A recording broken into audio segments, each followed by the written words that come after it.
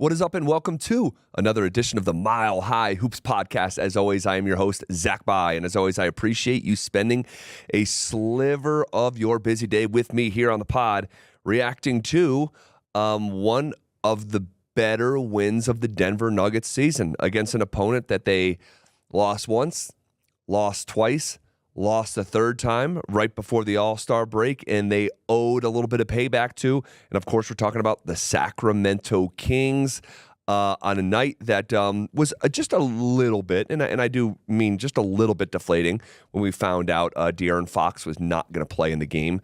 Fox, who took over the last game, or is it the last game? Well, they played so close to one another. And, in fact, all three of these games between the Kings and the Nuggets, 3 games in 19 days against one another with an all-star break included in there. So really unusual timestamps on these 3 matchups. But Fox, we know, is fantastic, one of the best players in the league, top 10 scorer last time I checked. If he's not top 10, he's somewhere right in there, 11, 12. He's fantastic. But, you know, like, and I've quoted this before, you know, Greg Popovich used to say, you want their guys to play. You do not want a night where you find out that the opposition's 2 best players aren't going to play because your guard goes down. And what do you think those other guys on the other side are going to do when they find out their guys aren't going? Everyone's going to try to raise their level. And if you're not ready for a all-out fist fight, you can get the first punch landed in your face. And that's what happened on Wednesday night at Ball Arena against Sacramento. I mean, Sacramento was up by 15 points in the first half and ended up getting run off the floor. Final score, 117-96. And it's now a winning streak. It's now officially a winning streak for the Denver Nuggets, who have not lost coming out of the All-Star break. It was the 4th consecutive triple-double for Nikola Jokic. And in each triple-double, he has had it locked up before the 4th quarter starts. That is the definition of absurd, all right? And Jokic continues his MVP campaign, 14 points, 14 rebounds, 11 assists, all done in 3 quarters. The man only took 9 shots. Now, he wasn't the star of the show. That belonged to Jamal Murray. But before we move to that, I just want to go over some of these Jokic signature numbers here. He only took 9 shots, all right? It was his 19th triple-double of the season. He's played in 57 games. It's about 1 triple-double every 3 games, right? Well, he's now done it 4 games in a row. He is the second player since the late 1990s, 97, 98, to record a triple-double before the 4th quarter in at least 4 consecutive games. The only guy who has done that since 1998 is Russell Westbrook, who, of course, averaged a triple-double during that season, won the MVP, was the only guy to ever do that since Oscar Robertson. So Jokic in just more and more and more elite company. All right. It was the 43rd time on Wednesday night, and I can't believe this is true. I seriously can't believe this is true. On Wednesday night, it was the 43rd time Jokic notched a triple-double in the first 3 quarters. It's just insane. It's just absolutely insane. Again, on only 9 shots. So he continues to just be who he is, and the standard that he set for himself, it's just remarkable. But Jamal was really the guy who had the biggest performance of the night. It was the loudest performance. And what I mean by that is, like, they were star plays. Like, it wasn't one of these games where, because there's 2 different ways to get to 32 points, right? There's the way, like, and Kobe used to have this a lot, and sometimes Jokic falls in this category too, where it's like, it's the end of the game and you look up and he's like, oh, wait, Jokic finished with 29?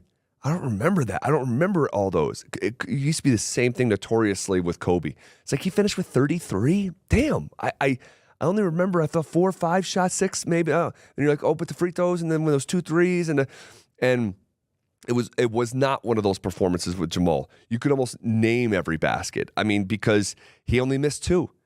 He scored more than 30 points and missed 2 shots. He was 13 of 15 from the field, 5 of 6 from 3. That's absurd, you guys.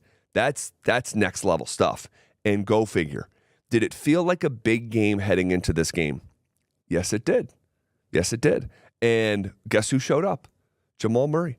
Go figure, right? This is who this guy has been. And as frustrating as it can be to follow the ups and downs of Jamal's lack of consistency, you can't have that conversation without giving an equal measurement of how he shows up in big games. Felt like a big game. Jamal goes for 32 points on 13 of 15 shooting, 6 assists. Just fantastic. And then Aaron Gordon. Aaron Gordon was just freaking sensational. 17 points on 7 of 8 shooting to go with 6 rebounds and 6 assists for Gordon. I mean, it was just when he came back into the game after his initial bench stint and he came back in, that's when the game flipped. And you just love to see it, man. I mean, he was a, and this is remarkable.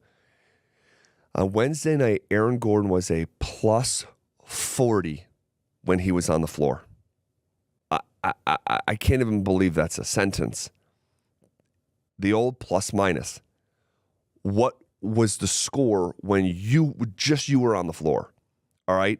Not so when Aaron Gordon comes off the floor, that doesn't go into his plus minus. And I know you guys know this, but just a couple people out there may not.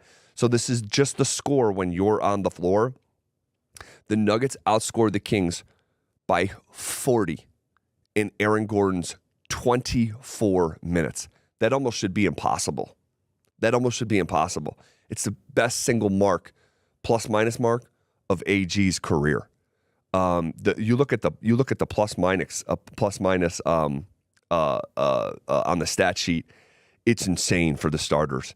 I mean, Michael Porter Jr. was a plus 35, Jokic plus 37, Jamal just plus 7. Obviously, big chunk of those 33 minutes playing with the second unit.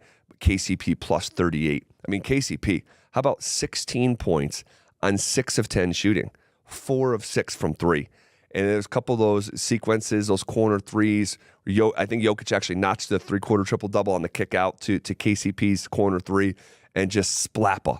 I mean, just ripping the freaking nylon off the rim was KCP. And we know what he brings defensively, but when he has nights like that, when he's making shots, it's like either him or Michael Porter Jr. If one of those two guys is making shots in addition to big game Jamal with steady Eddie AG, you already know what you're getting from Jokic every single night.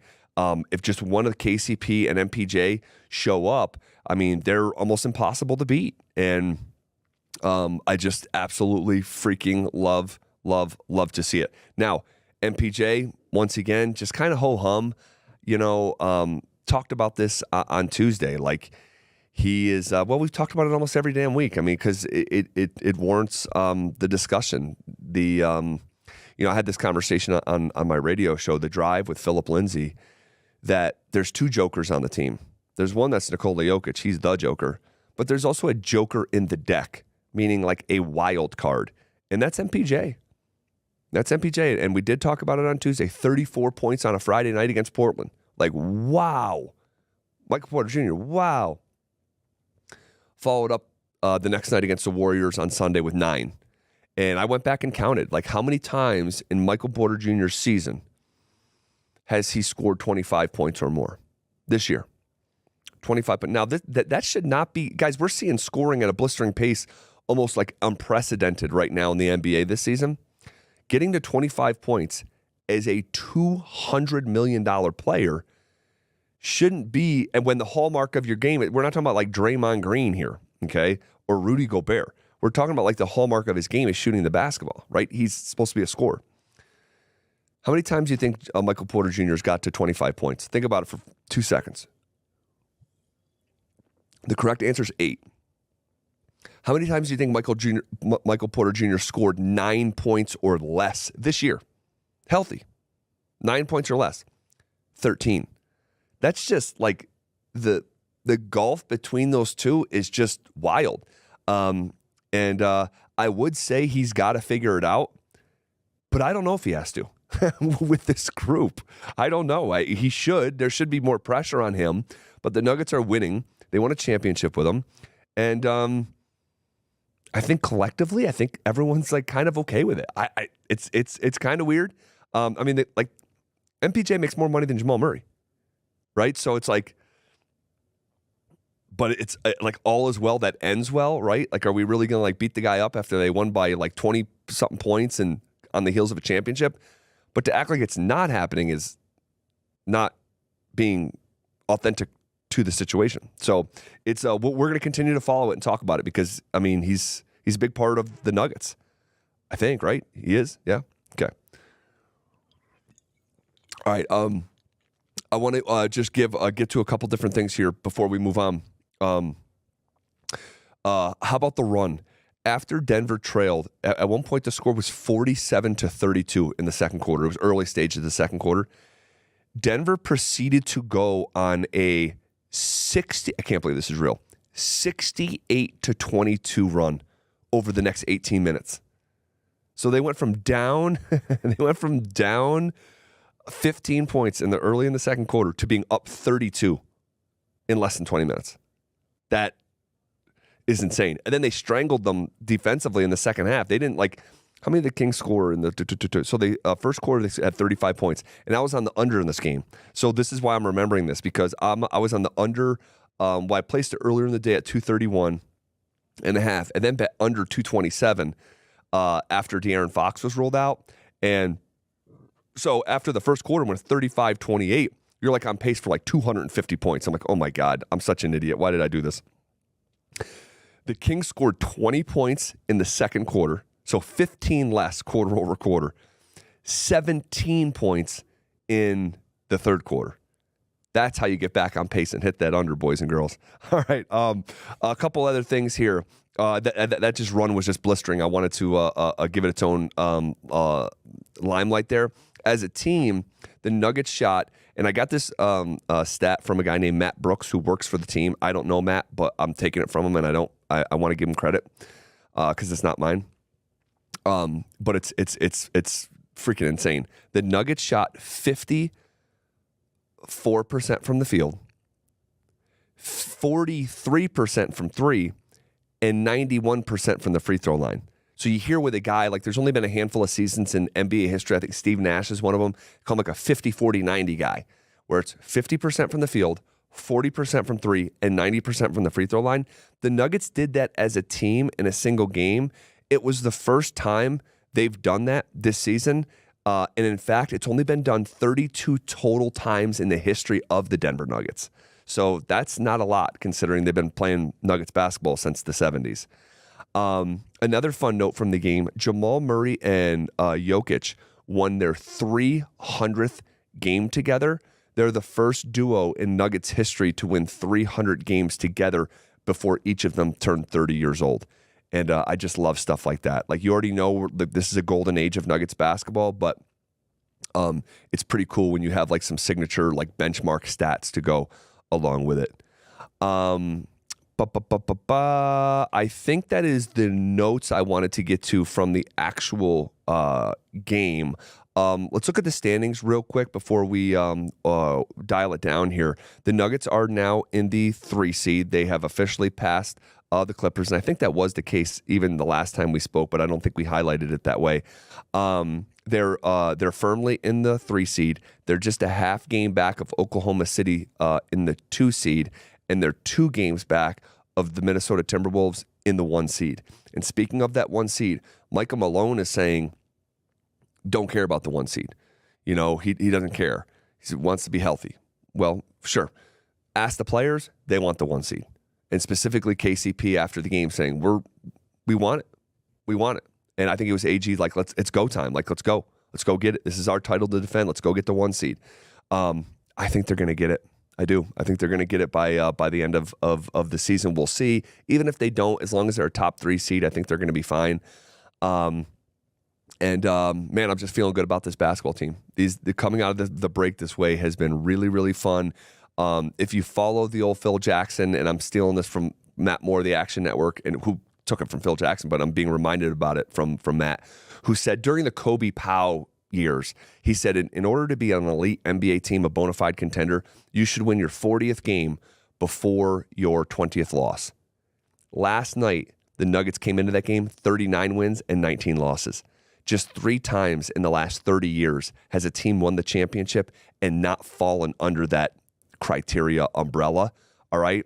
Now the Nuggets do. All right. And there's only 4 teams in the West, or I think the entire NBA. It's the Celtics, it's the T-Wolves, it's the Thunder, and it's the Nuggets that meet that old school Phil Jackson mantra of winning your 40th game before losing your 20th.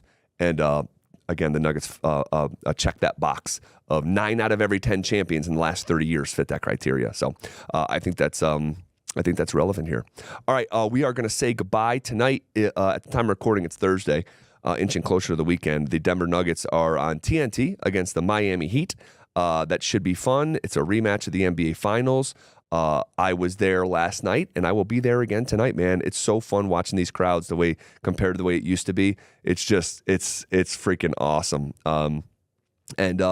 I can't wait to be there again tonight on that nationally televised game against Miami. And then, how about this? These are for the people who have cable but have Comcast and don't get to watch the Nuggets the way that they want to. The next 4 games, all nationally televised. TNT against the Heat, ABC against the Lakers on Sunday, Phoenix on Tuesday on TNT, Boston on TNT on Thursday night. And I cannot wait for this stretch of games, guys. And whatever happens tonight on TNT and over the weekend against the Lakers, you already know we'll be back on Tuesday talking about it right here on the